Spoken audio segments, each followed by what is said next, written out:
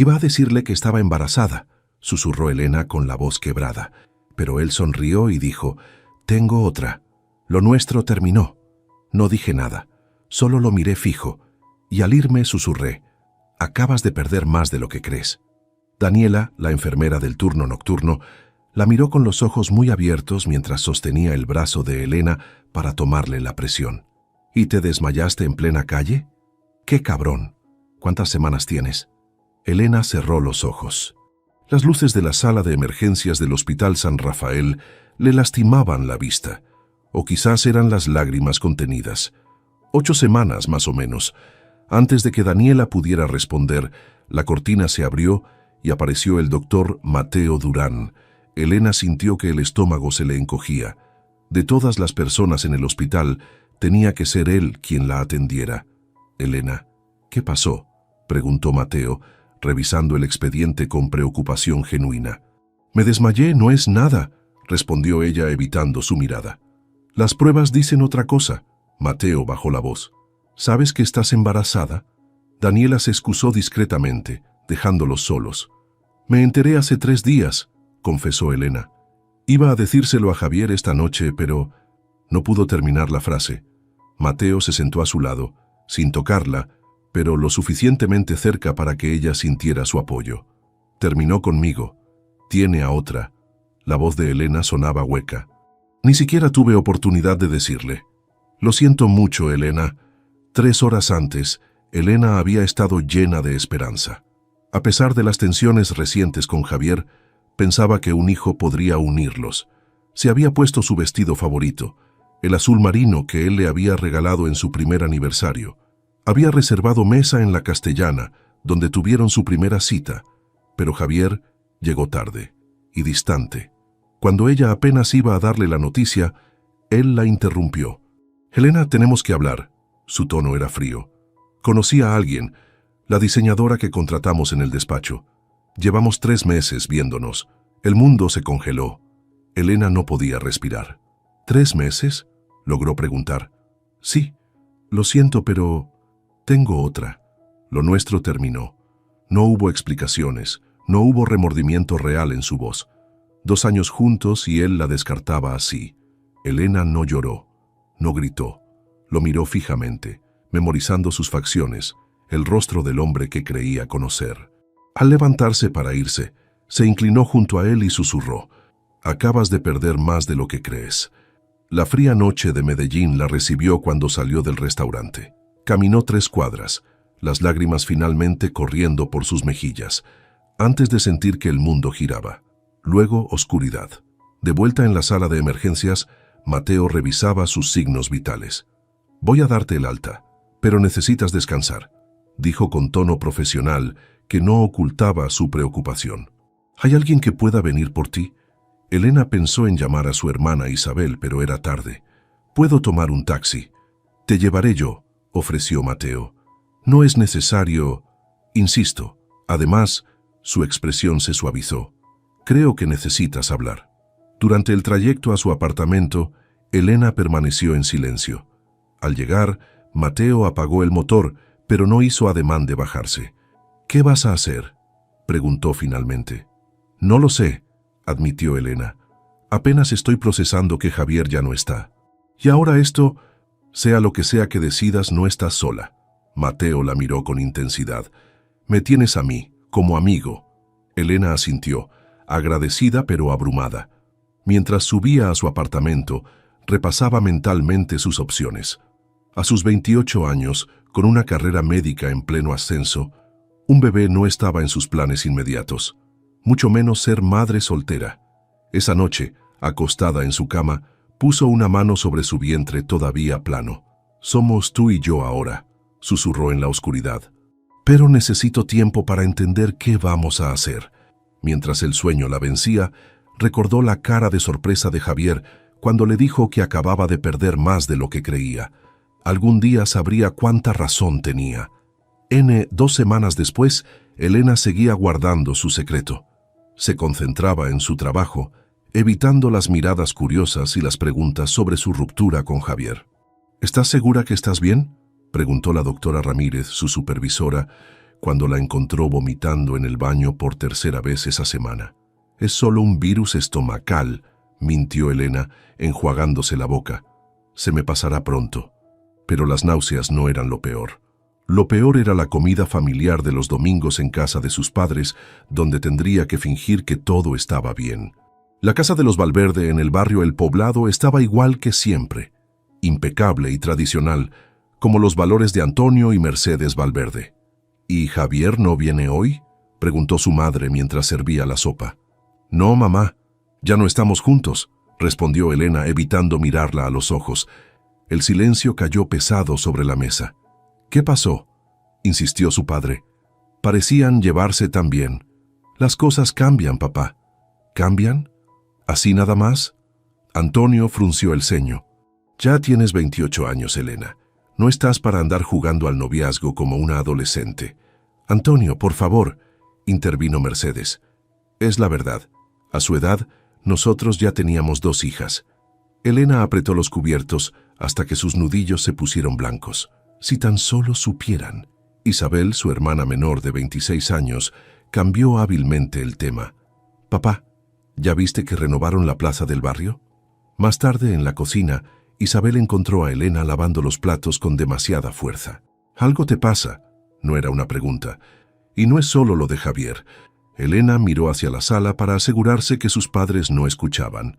«Estoy embarazada». Isabel dejó caer el vaso que secaba.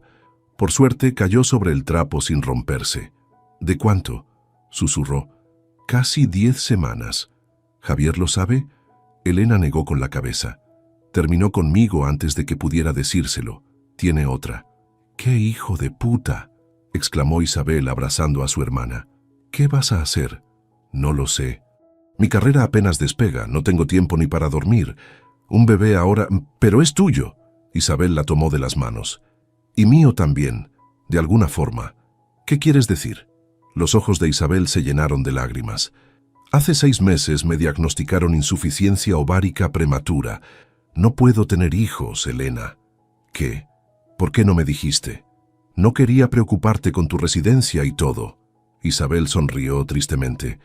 «Pero tu bebé sería el único sobrino que tendré».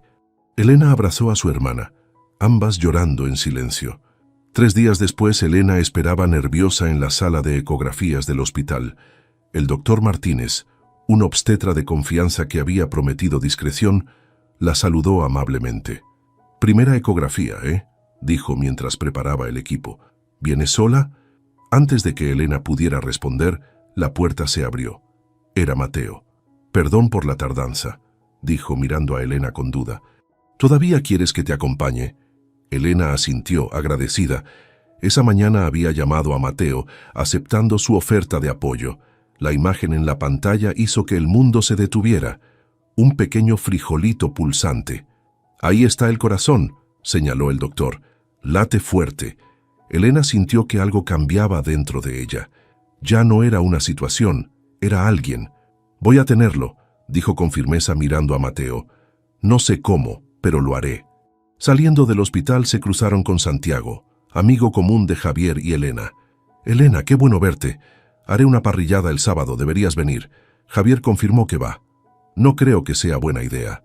«Claro que sí, hay que demostrar que pueden ser civilizados.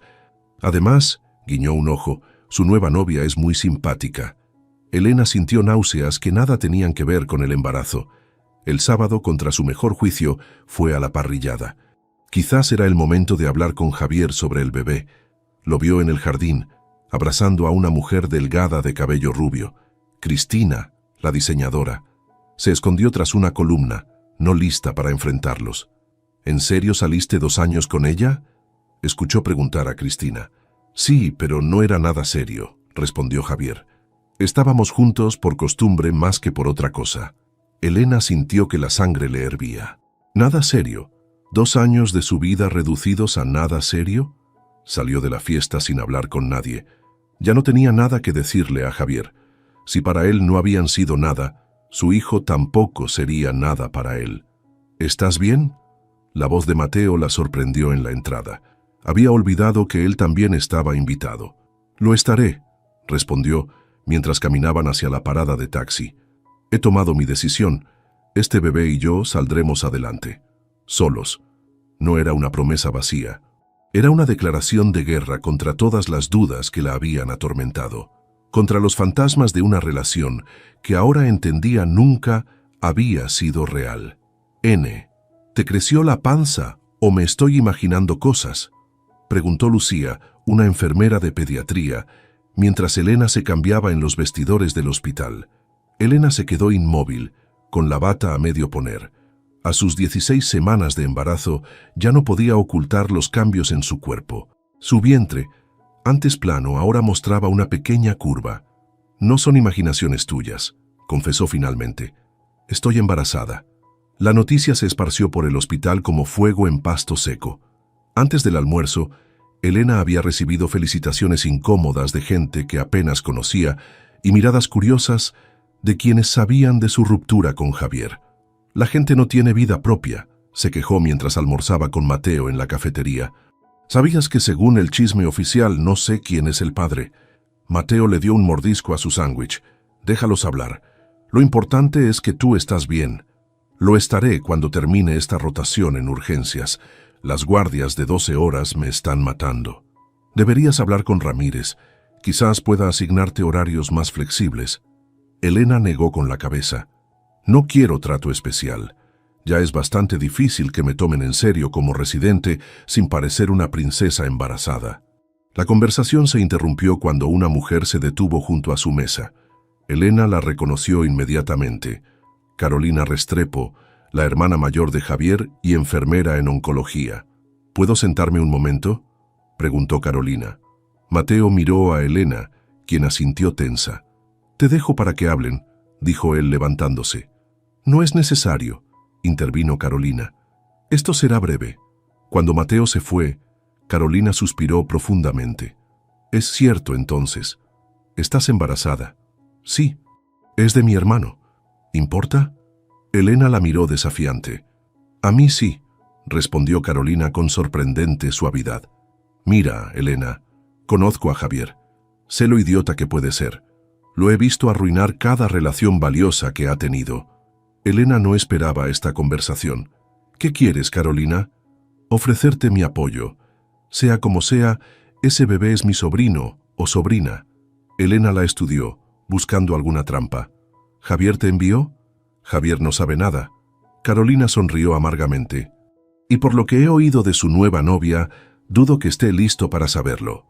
Esa noche, mientras Mateo la ayudaba a ensamblar una cuna que Isabel le había regalado, Elena reflexionó sobre la conversación con Carolina. «¿Crees que debería decirle a Javier?», preguntó mientras sostenía los tornillos.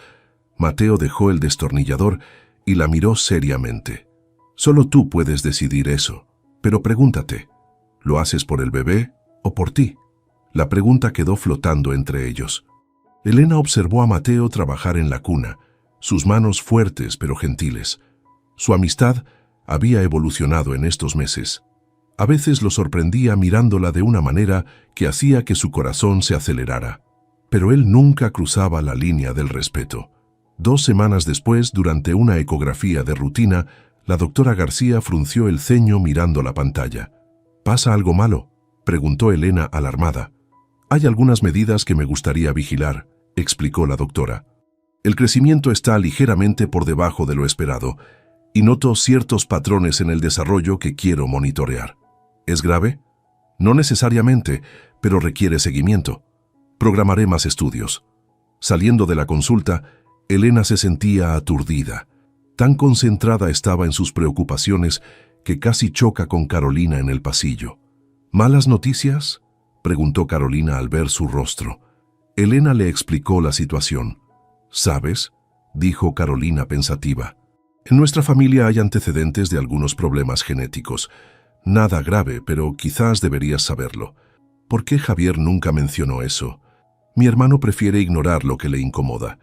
Esa misma tarde, Elena recibió un mensaje de Isabel. «Prende la tele, Canal 7». Era un reportaje sobre los nuevos proyectos urbanísticos de Medellín. Y ahí estaba Javier, elegante en su traje gris, anunciando su compromiso con Cristina mientras cortaban el listón de un nuevo desarrollo. «La boda será en diciembre», decía el reportero. Apenas 6 meses después de iniciar su relación, el teléfono de Elena sonó. Era Carolina. ¿Viste las noticias?, preguntó sin preámbulos. Sí, respondió Elena secamente. Ven al hospital ahora. Tengo turno, pero necesito hablar contigo. Cuando Elena llegó, encontró a Carolina discutiendo acaloradamente con Javier en un pasillo cercano a la cafetería. «Ni siquiera la conoces», exclamaba Carolina. «¿Vas a casarte con alguien que conociste hace 6 meses mientras la madre de tu hijo lucha sola?» Elena se quedó helada. Javier se giró lentamente, su rostro pálido. «¿Qué dijiste?», preguntó él mirando alternativamente a su hermana y a Elena. «Carolina, no», intentó intervenir Elena, pero era tarde. «Está embarazada, idiota», soltó Carolina. «De 4 meses, haz las cuentas». Javier dio un paso hacia Elena, su expresión indescifrable. «¿Es verdad?». Antes de que Elena pudiera responder, Mateo apareció a su lado como si hubiera sentido que lo necesitaba. «Este no es lugar para esta conversación», dijo con voz firme. «¿Y tú quién eres para meterte?». Javier lo enfrentó, furioso. ¿Su nuevo novio? ¿O tal vez el verdadero padre? Mateo dio un paso al frente. «Soy alguien que sí ha estado para ella, a diferencia tuya». La tensión era palpable. Varias personas se habían detenido a observar.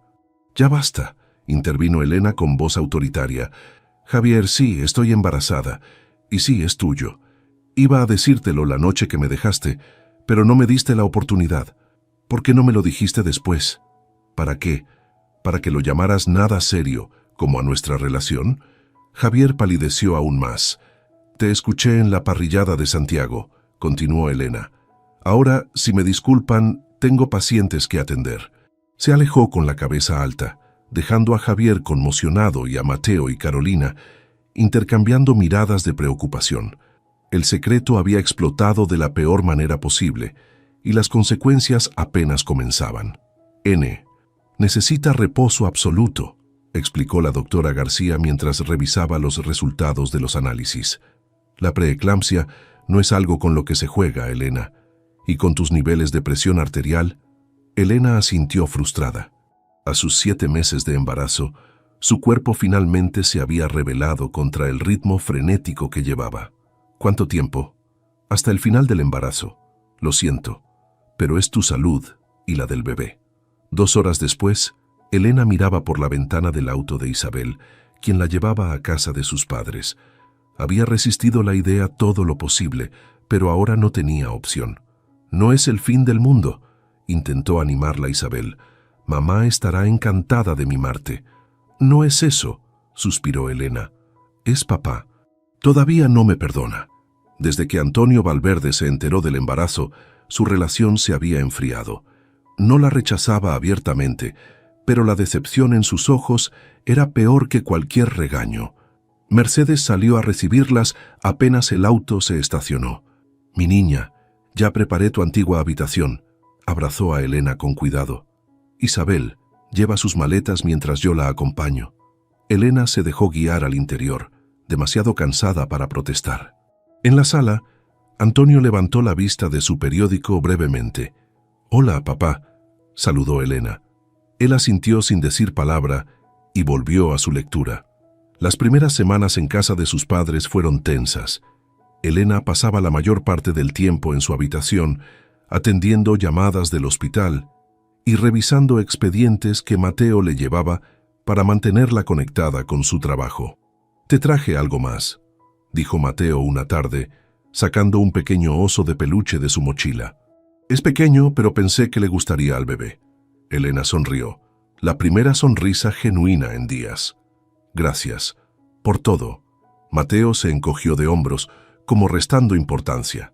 «¿Has sabido algo de Javier?», preguntó, intentando sonar casual. «Rompió su compromiso», respondió Elena. «Carolina me dijo que fue un desastre. Ahora me llama todos los días queriendo hablar sobre el futuro del bebé». «¿Y tú quieres hablar con él?». Elena acarició su vientre, sintiendo las pataditas que se habían vuelto más frecuentes. «No sé qué decirle. A veces pienso que tiene derecho a estar en la vida de su hijo, pero otras veces...». La puerta se abrió y apareció Antonio. Se detuvo al ver a Mateo. No sabía que tenías visita, dijo secamente. El doctor Durán trabaja conmigo en el hospital, papá. Antonio los observó un momento. Tu madre dice que la cena estará lista en media hora, anunció antes de retirarse. Mateo se levantó incómodo. Debería irme. No, quédate. Elena lo detuvo.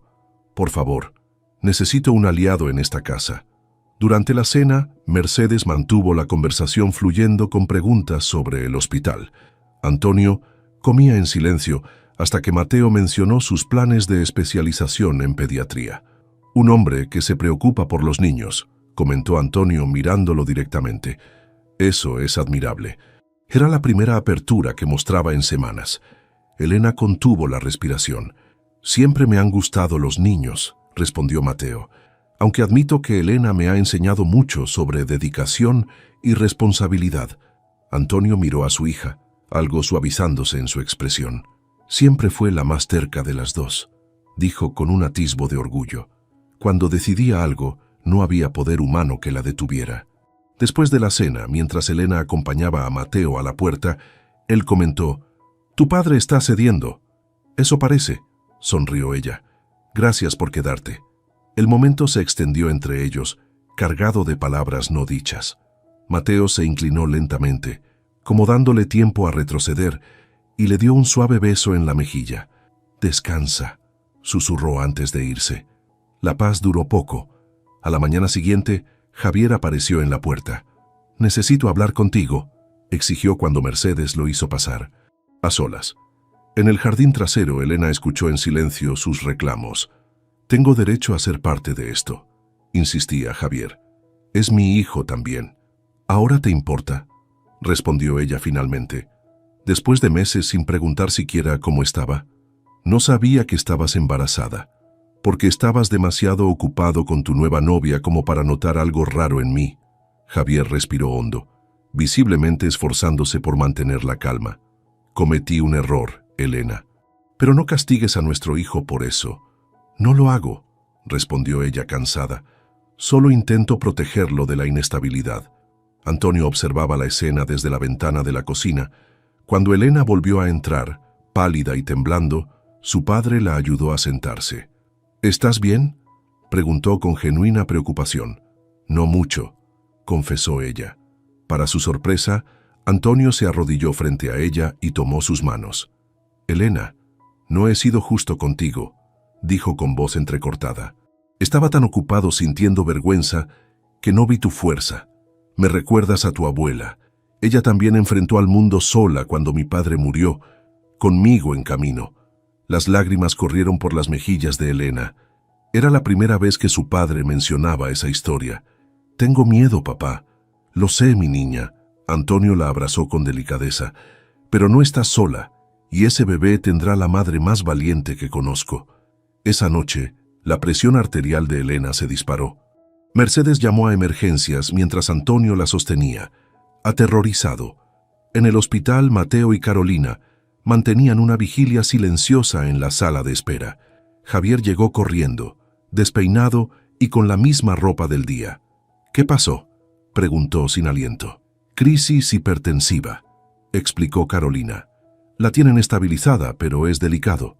«¿El bebé?». «Por ahora está bien, pero están monitoreándolo constantemente». Javier se dejó caer en una silla, pasándose las manos por el pelo. «Esto es mi culpa. La alteré con mis reclamos». Mateo lo miró dividido entre la compasión y el resentimiento. «No ayuda a buscar culpables ahora», dijo finalmente. «Lo importante es que Elena y el bebé estén bien». Carolina observaba a los dos hombres, viendo la preocupación genuina en ambos. Fue cuando notó algo familiar en las lecturas que los médicos habían dejado en el expediente de Elena. «Dios mío», murmuró revisando los números nuevamente. «Es el patrón Restrepo». «¿Qué?», preguntó Javier. «Las mismas complicaciones que tuvieron mamá y la abuela», explicó Carolina. «Y las mismas que tuviste tú al nacer. Es genético, Javier. Debiste decírselo». «No pensé que fuera importante», respondió él, palideciendo. «Nunca creí que tendrías un hijo», completó Mateo, la frustración evidente en su voz. «O que tus acciones tendrían consecuencias». Antonio apareció en el pasillo, interrumpiendo la tensión creciente. «El doctor dice que podemos verla», anunció, «pero de uno en uno, y nada de alterarla». Los tres hombres intercambiaron miradas. Sin necesidad de palabras, Mateo y Javier cedieron el paso a Antonio, unidos momentáneamente por la preocupación compartida por la mujer que, de diferentes maneras, había cambiado sus vidas para siempre. «N, algo no está bien», susurró Elena, apretando la mano de su madre mientras otra contracción le atravesaba el cuerpo. Con 34 semanas de embarazo, las contracciones habían comenzado inesperadamente durante la madrugada. Mercedes llamó inmediatamente a la ambulancia. «Tranquila, hija, ya casi llegamos al hospital». En la sala de urgencias del Hospital San Rafael, el equipo médico esperaba alerta. La doctora García tomó control de la situación apenas ingresó Elena. «Está en trabajo de parto prematuro», confirmó después de examinarla, «y su presión sigue demasiado alta». «¿El bebé estará bien?», preguntó Elena, el miedo evidente en su voz. «Haremos todo lo posible», respondió la doctora. «Preparen el quirófano». «Será cesárea». Todo ocurrió con vertiginosa rapidez. En la sala de espera, Antonio caminaba de un lado a otro mientras Isabel intentaba calmarlo. Mateo y Javier permanecían en extremos opuestos, evitándose mutuamente. Carolina llegó corriendo, aún con su uniforme de enfermera. «¿Cómo está?», preguntó a nadie en particular. «En quirófano», respondió Isabel. «Entró hace 15 minutos». Carolina se acercó a su hermano. «Hablé con Martínez», dijo en voz baja. «Le mencioné nuestra historia familiar. Están preparados para cualquier complicación». Javier asintió agradecido, pero aterrorizado. Dentro del quirófano, Elena luchaba por mantener la calma mientras sentía tirones y presión tras la cortina que bloqueaba su vista. «Presión cayendo», anunció un anestesiólogo. «Frecuencia cardíaca fetal irregular», advirtió otra voz. La doctora García trabajaba con precisión. «Ya casi la tenemos. Elena, aguanta un poco más». Un llanto débil pero decidido rompió la tensión. El sonido más hermoso que Elena había escuchado jamás. «Es una niña», anunció la doctora sosteniendo a la pequeña recién nacida. «Pequeña pero luchadora». «¿Está bien?», preguntó Elena, lágrimas corriendo por sus mejillas. «Necesitará estar en incubadora, pero sus signos son estables». La bebé fue rápidamente examinada, limpiada y colocada brevemente sobre el pecho de Elena antes de ser llevada a la UCIN. «Lucía», susurró Elena, tocando la diminuta mejilla de su hija. «Tu nombre es Lucía». En la sala de espera, la tensión se cortó cuando la doctora García apareció con su uniforme quirúrgico aún puesto. «Elena está estable», anunció, «y la bebé también, aunque necesitará cuidados especiales. Es pequeña, 1.8 kilos, pero fuerte». El alivio colectivo fue casi tangible. Antonio se dejó caer en una silla, agotado por la tensión. «¿Podemos verlas?», preguntó Isabel. «Elena estará en recuperación un par de horas. La bebé está en la UCIN, pero pueden verla a través del vidrio». Todos se dirigieron a la unidad neonatal. A través del cristal vieron la pequeña incubadora donde descansaba Lucía, conectada a monitores y con un gorro rosa cubriendo su cabecita. «Es tan chiquita», murmuró Isabel emocionada. Carolina notó que Javier se había quedado paralizado, mirando fijamente a su hija. «¿Javi?», preguntó preocupada. «Es igual a mí cuando nací», dijo él con voz quebrada. «Prematura, con las mismas complicaciones». «¿Qué complicaciones?», preguntó Antonio alarmado. Carolina explicó. «En nuestra familia hay un patrón genético que afecta el desarrollo fetal y puede causar complicaciones cardiovasculares. Javier lo tuvo, pero creció sin problemas después de los primeros meses». ¿Por qué Elena no sabía esto? La voz de Mateo contenía una acusación apenas velada. Javier se giró para enfrentarlo. «Porque nunca pensé que tendríamos hijos. Porque cada vez que alguien mencionaba niños, yo cambiaba de tema. Porque soy un cobarde que prefirió huir cuando las cosas se pusieron serias». Su honestidad dejó a todos en silencio. «Lo hecho está», intervino Antonio con autoridad. «Ahora lo importante es la niña y Elena». Cuando Elena despertó en su habitación, encontró a Mateo junto a su cama. «¡Hey!», sonrió él. Lo hiciste genial. ¿Lucía? Preguntó inmediatamente. Estable. Es una guerrera, como su madre. La puerta se abrió y entró Javier, deteniéndose al ver a Mateo. Volveré más tarde, dijo Mateo apretando suavemente la mano de Elena antes de salir. Javier se acercó cautelosamente. Es hermosa, dijo. Tiene tus cejas. Elena intentó incorporarse, pero el dolor de la cesárea la detuvo. Carolina me explicó todo, dijo, sobre el patrón genético. Javier asintió avergonzado. Debí decírtelo, pero la verdad es que siempre me aterrorizó la idea de pasar esto a mis hijos. Por eso cuando empezaste a hablar de futuro, yo... Encontraste una salida fácil, completó Elena. Sí, admitió él. Lo siento tanto, Elena, no por nosotros, eso ya no tiene remedio, sino por Lucía, por no estar cuando me necesitabas. La conversación fue interrumpida por una enfermera. Doctora Valverde, hay unas personas que insisten en verla. Para sorpresa de Elena, entraron 2 personas mayores que reconoció de fotos, los padres de Javier. Elena, la saludó Sofía Restrepo, acercándose con cautela.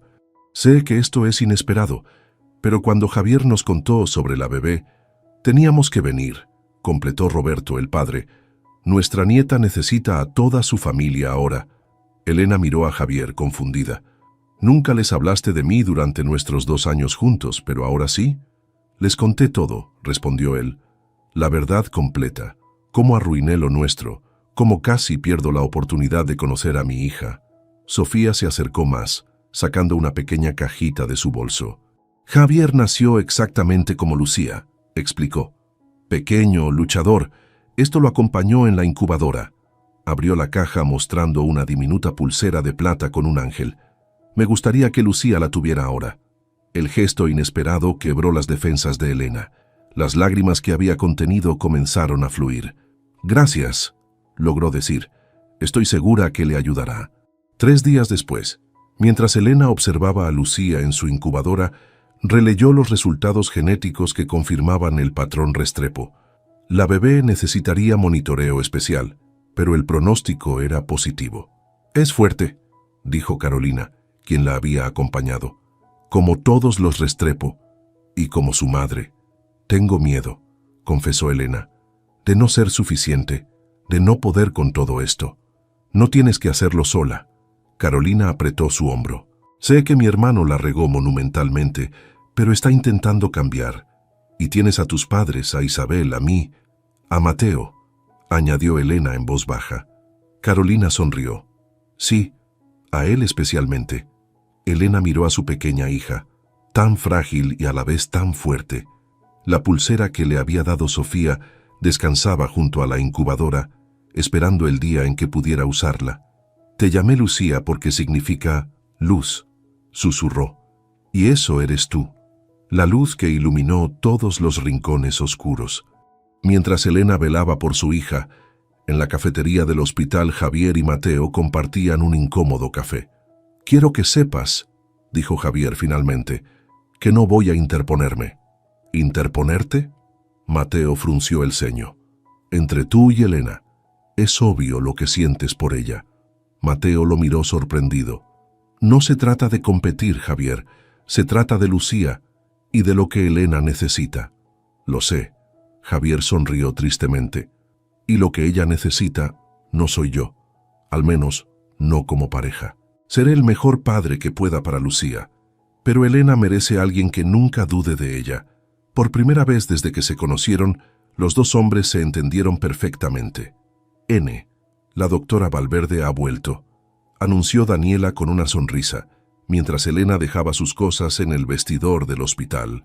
6 meses después del nacimiento de Lucía, Elena retomaba su residencia.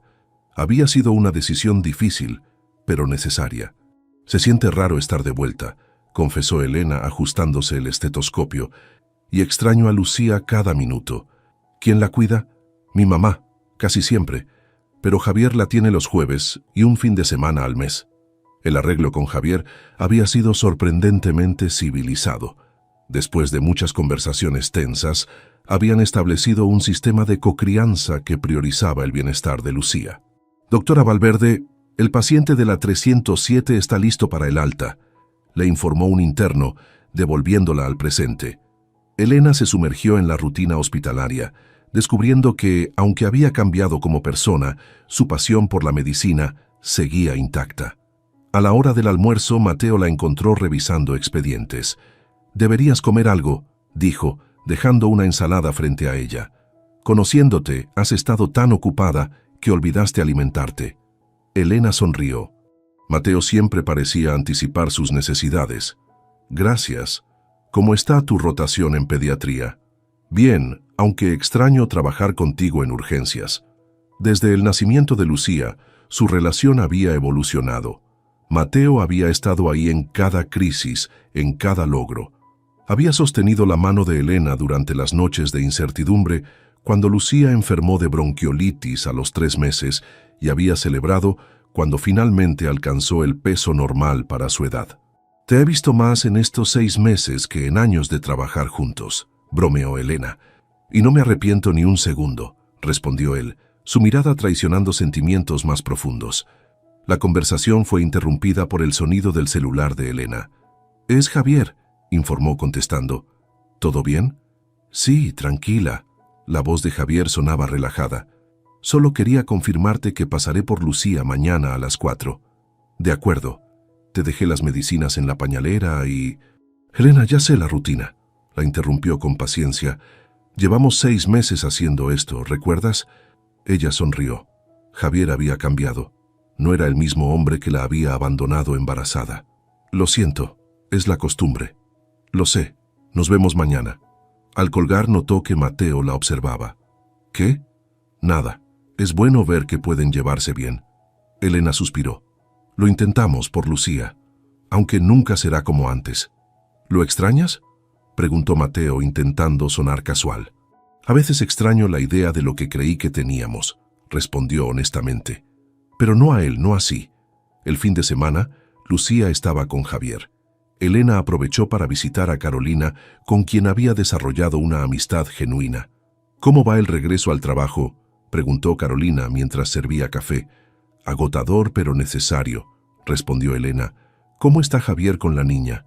«Sorprendentemente bien. Está tomando clases de primeros auxilios para bebés». Elena sonrió recordando lo mucho que había subestimado a Javier como padre. «¿Sabes?», continuó Carolina, «nunca había visto a mi hermano tan comprometido con algo. Lucía lo cambió. Nos cambió a todos», admitió Elena. «Incluso a mi papá, que ahora presume fotos de su nieta a cualquiera que se detenga a escuchar». «¿Y Mateo?», preguntó Carolina con intención. Elena se sonrojó ligeramente. «¿Qué pasa con Mateo?». «Vamos, Elena. El hombre está loco por ti desde hace años, y por Lucía también». «Es complicado». «¿Por qué? ¿Porque es el amigo que te apoyó cuando mi hermano te dejó? ¿O porque tienes miedo?». Elena desvió la mirada. «Un poco de ambos. Además, apenas estoy reorganizando mi vida. Lucía es mi prioridad, y siempre debe serlo», concedió Carolina. «Pero no uses a tu hija como excusa para no arriesgarte». Esa noche, mientras Elena ordenaba el cuarto de Lucía en preparación para su regreso, sonó el timbre. Era Mateo. «Pasaba por aquí», explicó, entregándole un paquete. «Encontré este libro sobre desarrollo infantil y pensé en Lucía». Elena lo invitó a pasar. Se sentaron en el sofá, la familiaridad de su presencia tan reconfortante como siempre. «Carolina dice que me estoy escondiendo», dijo Elena repentinamente. «¿De qué?». «De esto», señaló el espacio entre ellos. «De lo que sea que está pasando aquí». Mateo tomó aire. «Y tiene razón». Elena asintió lentamente. «Tengo miedo, Mateo, de arruinar nuestra amistad, de que Lucía se encariñe contigo y luego...». «¿Y si no hay luego?», la interrumpió él. «Elena, he estado enamorado de ti desde el primer año de residencia. Te he visto crecer como médica, como madre. No estoy aquí temporalmente». «Yo también siento algo por ti», confesó ella finalmente. «Pero necesito ir despacio. Por Lucía, por mí». Mateo sonrió tomando su mano. «Tenemos todo el tiempo del mundo». Fue un momento perfecto, interrumpido por el sonido del teléfono. Era Javier, preguntando si podía traer a Lucía antes porque tenía fiebre. 20 minutos después, Los tres estaban en la sala de emergencias. Mateo examinó a la niña mientras Elena contenía la respiración. «Es solo una infección de oído», diagnosticó finalmente. «Dolorosa, pero no grave». «Gracias a Dios», suspiró Javier, pasándose una mano por el pelo. «Me asusté cuando empezó a llorar sin parar». «Hiciste lo correcto al traerla», reconoció Elena. Observando a los tres, una enfermera comentó: «Qué suerte tiene esta niña. 2 doctores y un papá tan atento». La frase quedó flotando entre ellos. Mientras esperaban la medicación, Javier notó la manera en que Mateo y Elena se comunicaban sin palabras. «Ustedes dos», comenzó. «Estamos explorando las posibilidades», respondió Elena, sin disculparse. Javier asintió lentamente. «Me alegro, de verdad». Y para sorpresa de Elena, parecía sincero. 3 semanas después, en el cumpleaños número 30 de Elena, su apartamento estaba lleno de gente. Sus padres, Isabel, Carolina, compañeros del hospital y en el centro de todo, Lucía, pasando de brazos en brazos, demostrando cuánto había crecido desde sus difíciles primeros días. En un momento dado, Javier se acercó a Elena con una pequeña caja. «No es por tu cumpleaños», aclaró. «Es el collar que mi madre le dio a Lucía. Pensé que deberías guardarlo tú». «Gracias», respondió Elena, genuinamente conmovida por el gesto. Más tarde, cuando la mayoría de los invitados se habían ido, Elena se encontró en la cocina con Mateo, lavando platos lado a lado en cómodo silencio. «¿Sabes?», dijo ella, «nunca imaginé que mi vida sería así a los 30. ¿Mejor o peor de lo que esperabas?». Elena miró hacia la sala, donde Lucía dormía plácidamente en brazos de su abuelo Antonio, quien la mecía con infinita ternura. Isabel y Carolina conversaban en voz baja, y Javier se despedía de Mercedes con respeto. «Diferente», respondió finalmente, «pero auténtica, real». Mateo secó sus manos y la abrazó por detrás, apoyando su mentón en el hombro de Elena. «Feliz cumpleaños, doctora Valverde». Elena se giró en sus brazos y por primera vez lo besó sin reservas ni dudas. La celebración fue interrumpida por el sonido del teléfono de Elena. Era el director del hospital. «Doctora Valverde, lamento molestarla en su día, pero quería ser el primero en felicitarla. La Junta aprobó su nombramiento como jefa de residentes para el próximo año». Mientras Elena recibía la noticia, su mirada recorrió la habitación, deteniéndose en cada rostro que había sido parte de su viaje. Esta era su familia ahora, imperfecta, inesperada, pero profundamente suya. Cuando colgó, se acercó a tomar a Lucía de brazos de su padre. Mirando a su hija, susurró: «A veces lo que perdemos hace espacio para lo que realmente necesitamos». Y por primera vez en mucho tiempo, Elena sintió que todas las piezas finalmente encajaban. 3 años después. El sol de la tarde entraba por las ventanas del Hospital San Rafael, mientras Elena firmaba los últimos expedientes del día. Una foto enmarcada descansaba en su escritorio, Lucía soplando 3 velitas en un pastel, rodeada de sonrisas. 3 años habían pasado desde aquellos días turbulentos del nacimiento prematuro, 3 años de crecimiento, desafíos y alegrías inesperadas. «Doctora Valverde, su hija ya llegó», anunció la recepcionista a través del intercomunicador. Elena guardó los documentos en su cajón y tomó su bolso. Como cada viernes, Javier traía a Lucía al hospital después de recogerla del jardín de niños. En el vestíbulo, la pequeña de cabello castaño corrió hacia ella tan pronto la vio. «¡Mami!», gritó Lucía lanzándose a sus brazos. «Mira lo que hice». Elena la levantó, sorprendida por lo grande que estaba. Los problemas de desarrollo quedaron atrás, y aunque seguía siendo más pequeña que otros niños de su edad, su energía compensaba cualquier diferencia. «¿Qué tienes ahí, mi amor?», preguntó, examinando el papel colorido que su hija agitaba. «Es mi familia», explicó Lucía con orgullo. «Mira, aquí estás tú, y aquí está papá, y aquí está papi Mateo, y los abuelos, y tía Carolina, y tía Isabel». La familia que Lucía dibujaba era extensa y poco convencional, pero perfectamente clara en su mente infantil. Javier se acercó sonriendo al ver la escena. «No paró de hablar sobre su dibujo todo el camino», comentó. «Dice que tiene la familia más grande de su clase». Y probablemente sea cierto, respondió Elena. La relación con Javier había evolucionado hasta un punto de respeto mutuo que pocos hubieran creído posible en aquellos días oscuros. No eran amigos íntimos, pero sí aliados en la crianza de su hija. Por cierto, dijo Javier, entregándole la mochila de Lucía, el domingo es el cumpleaños de mi madre. Pregunta si pueden venir ustedes también, Mateo incluido. Claro, ahí estaremos. Mientras se despedían, Elena reflexionó sobre cuánto habían cambiado las cosas. El Javier que tenía enfrente, responsable y centrado, era casi irreconocible comparado con el hombre que una vez le dijo: «Tengo otra. Lo nuestro terminó».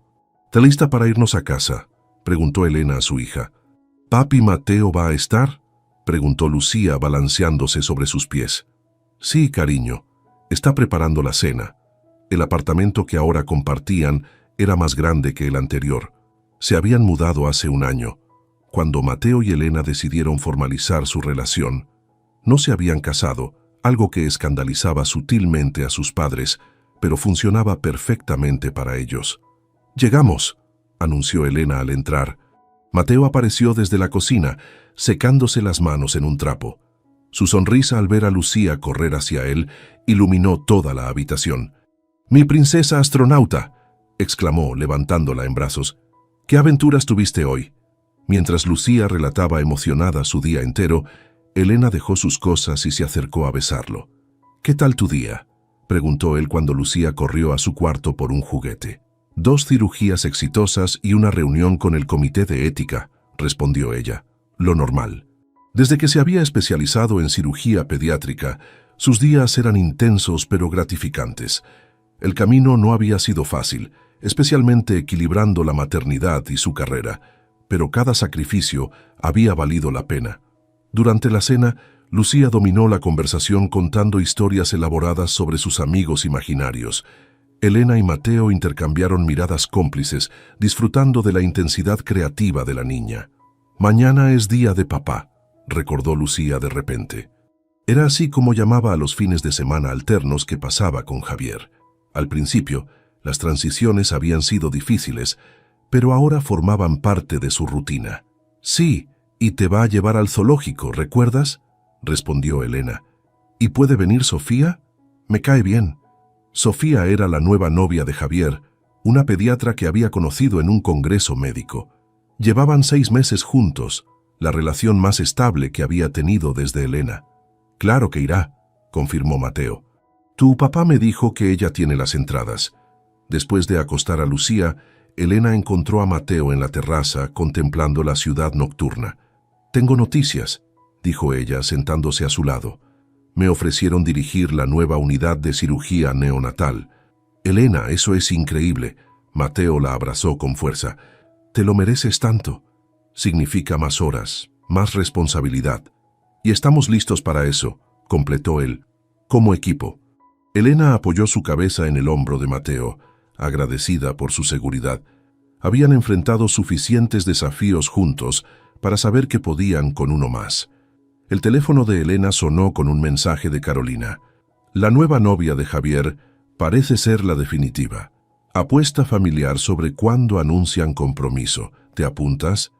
Elena sonrió. La familia extendida que habían formado era extraña pero funcional.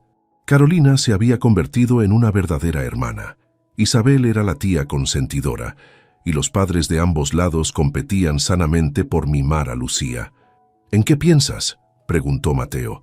«En aquella noche en el restaurante. Cuando Javier terminó conmigo y yo le dije que acababa de perder más de lo que creía. Tenías toda la razón.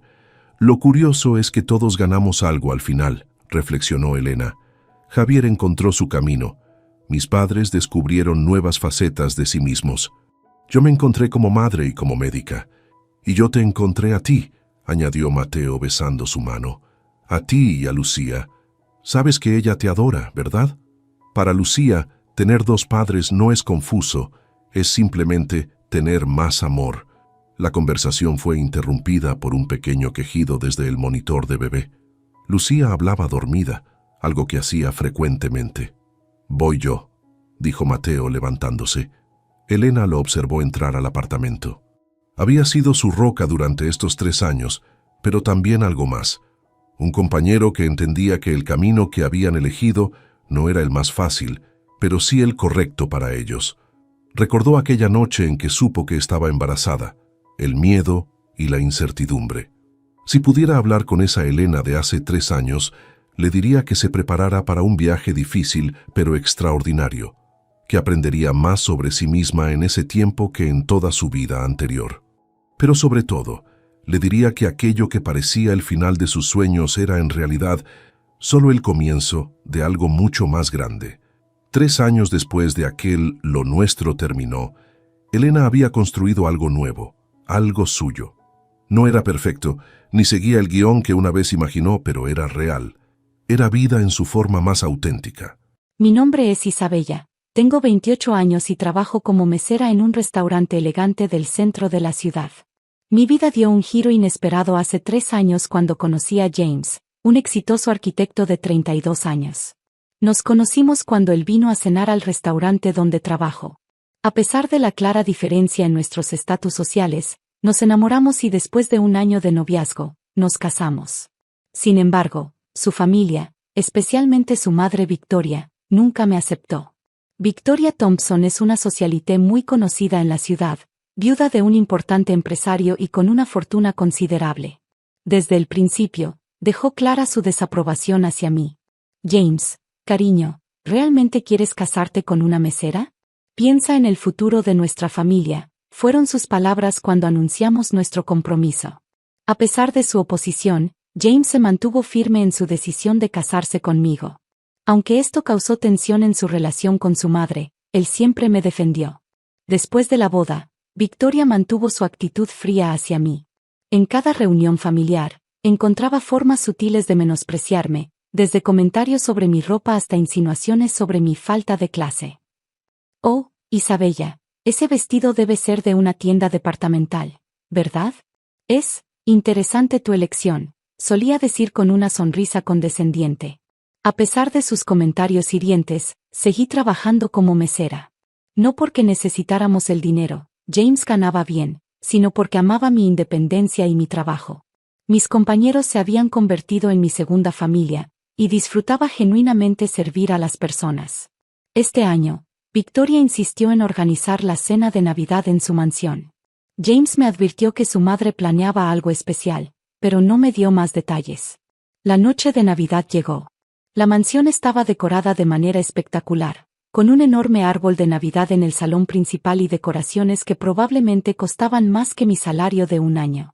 Todos los invitados eran de la alta sociedad, médicos, abogados, empresarios. Me sentía como un pez fuera del agua, especialmente cuando Victoria comenzó su ritual de regalos. Para mi querida amiga Margaret, este collar de Cartier, anunció Victoria, entregando una elegante caja azul. Para mi sobrina Catherine, un viaje todo pagado a París. Los regalos continuaron, cada uno más extravagante que el anterior. Cuando llegó mi turno, Victoria sonrió maliciosamente. Y para Isabella, bueno, querida, compré algo más, apropiado para ti. Me entregó una pequeña caja. Dentro había un delantal de cocina con la frase "la mejor mesera". El silencio invadió la sala. Algunas personas rieron discretamente, otras miraron hacia otro lado incómodas. Pensé que sería perfecto para ti, querida. Después de todo, debemos mantener presente nuestros orígenes, dijo Victoria con una sonrisa cruel. Sentí las lágrimas formándose en mis ojos, pero me negué a darle la satisfacción de verme llorar. James, que había estado inusualmente callado toda la noche, se levantó de repente. Mamá, ya que estamos intercambiando regalos, tengo un anuncio que hacer. Victoria sonrió, probablemente esperando algún anuncio que la complaciera. Isabella, amor mío, sé que has estado soportando mucho, comenzó James, tomando mi mano. Es hora de que todos sepan la verdad. James sacó un sobre de su chaqueta mientras toda la sala permanecía en silencio. Hace 6 meses, continuó, Isabella me dio el mejor consejo de mi vida. Me dijo que debería seguir mis sueños en lugar de vivir bajo la sombra de papá. Victoria se puso rígida al escuchar la mención de su difunto esposo. ¿De qué estás hablando, James? ¿Qué tiene que ver esta mesera con los negocios familiares. James sonrió, apretando mi mano con más fuerza. Gracias a Isabella, decidí vender mis acciones en la empresa familiar y usar ese capital para iniciar mi propio estudio de arquitectura. En solo 6 meses, hemos conseguido contratos con 3 de las mayores desarrolladoras inmobiliarias del país. Sacó varios documentos del sobre y los extendió sobre la mesa. Estos son los contratos. Proyectos por valor de más de $50 millones.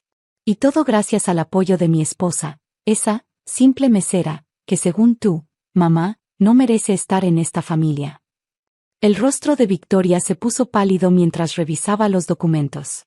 Pero, ¿cómo es posible? ¿Vendiste tus acciones? ¿Las acciones que tu padre te dejó? Sí, mamá. Y fue la mejor decisión que he tomado. ¿Sabes por qué? Porque por primera vez en mi vida, estoy construyendo algo por mí mismo, no viviendo de la herencia de papá. Victoria se levantó bruscamente, su rostro enrojecido de ira. Esto es tu culpa, me señaló. Has manipulado a mi hijo para alejarlo de su familia. Antes de que pudiera responder, James intervino. No, mamá. Isabella nunca me pidió que vendiera las acciones. De hecho, cuando le conté mi plan, me advirtió que lo pensara bien. Fue mi decisión. Mentira, gritó Victoria. James, ¿no lo ves? Esta mujer te está utilizando. Primero te hace vender las acciones familiares. ¿Y luego qué? Te pedirá que vendas la casa también. Me levanté, incapaz de contenerme más. Señora Thompson, he soportado sus insultos durante 3 años. He aguantado sus comentarios despectivos, sus miradas de desprecio y sus intentos de humillarme. ¿Sabe por qué? Porque amo a su hijo. No su dinero, no su posición social, sino a él. La sala quedó en silencio. Incluso los invitados que antes habían reído con el regalo del delantal ahora parecían incómodos. Y para su información, continué, sigo trabajando como mesera no porque necesite el dinero, sino porque me enorgullece mi trabajo. Algo que usted claramente no entiende. Victoria se volvió hacia los invitados, buscando apoyo. ¿Están escuchando esto? Esta mujer ha corrompido a mi hijo. Pero para su sorpresa, Margaret, su mejor amiga y recipiente del collar de Cartier, se puso de pie. Victoria, creo que es hora de que abras los ojos. Tu hijo ha logrado algo extraordinario por sí mismo, y en lugar de estar orgullosa, estás actuando como una niña malcriada. Catherine, la sobrina, también intervino. Tía Victoria, he estado en el restaurante donde trabaja Isabella. Es uno de los mejores de la ciudad, y ella es conocida por su excelente servicio. No hay nada de qué avergonzarse. Victoria miró a su alrededor, dándose cuenta de que estaba perdiendo el apoyo de sus amigos más cercanos. James se acercó a su madre. Mamá, tengo otro anuncio que hacer. Sacó un segundo sobre de su chaqueta. Isabella está embarazada. Vas a ser abuela. El anuncio del embarazo cayó como una bomba en la sala. Victoria se tambaleó y tuvo que sentarse. Embarazada, susurró, su voz apenas audible. Voy a ser abuela. Sí, mamá, respondió James. Tienes 2 opciones ahora. Puedes seguir con tu comportamiento y perder la oportunidad de ser parte de la vida de tu nieto, o puedes recapacitar y formar parte de nuestra familia. Victoria permaneció en silencio por lo que pareció una eternidad. Finalmente, lágrimas comenzaron a rodar por sus mejillas. Yo no sé qué decir, murmuró. Me acerqué a ella, tomando una decisión que sorprendió a todos, incluida a mí misma. Señora Thompson. Victoria, dije suavemente. Sé que no soy la nuera que soñó tener. No vengo de una familia adinerada, no tengo conexiones importantes, y sí, trabajo como mesera. Pero amo a su hijo con todo mi corazón, y este bebé que viene en camino es tanto su nieto como mi hijo. Si está dispuesta a intentarlo, me gustaría que empezáramos de nuevo. Victoria levantó la mirada, sus ojos encontrándose con los míos. ¿Después de cómo te he tratado? ¿Después de todo lo que he dicho y hecho? El pasado es el pasado, respondí. Este bebé merece tener una familia unida.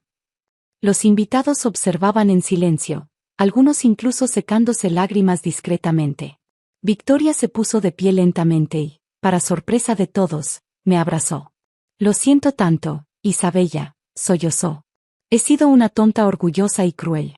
Por favor, perdóname.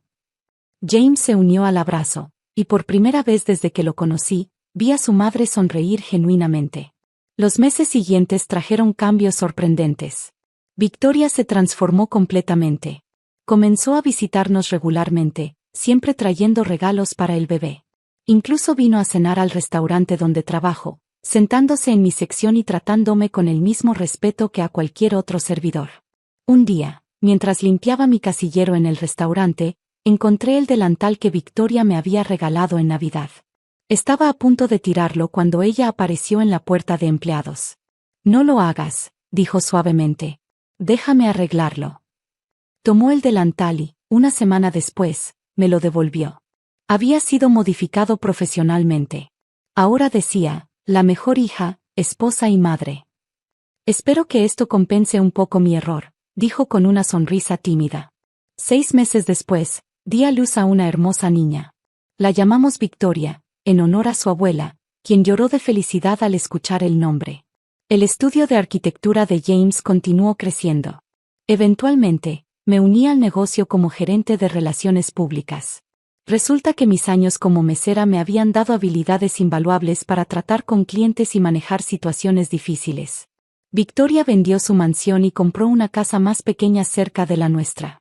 Quiero estar cerca de mi nieta, explicó.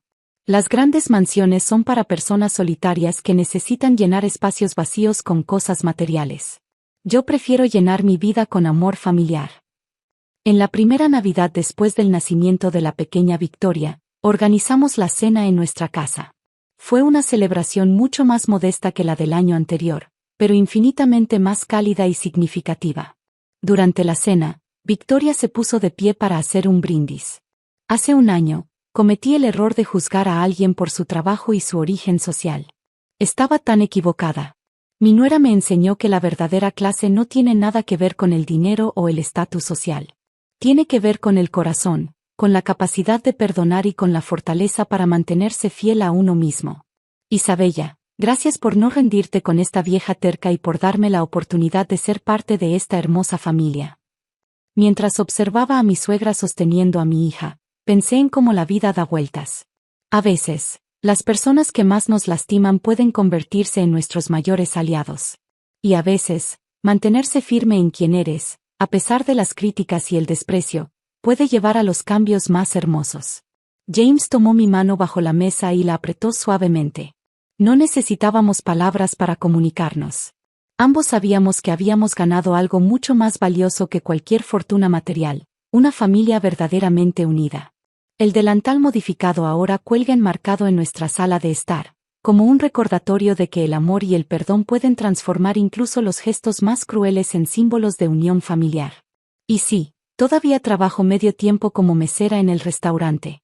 No porque lo necesite, sino porque me recuerda de dónde vengo y lo lejos que he llegado. Cada vez que alguien me mira con desprecio por mi trabajo, simplemente sonrío, pensando en cómo una simple mesera logró transformar no solo su propia vida, sino también el corazón de una suegra millonaria. Como dice el viejo refrán, el dinero no puede comprar la clase verdadera. Y a veces, las mejores lecciones de vida vienen servidas en un delantal de mesera. Gracias por ver mi historia. No olvides suscribirte para más contenido. Nos vemos en el próximo video.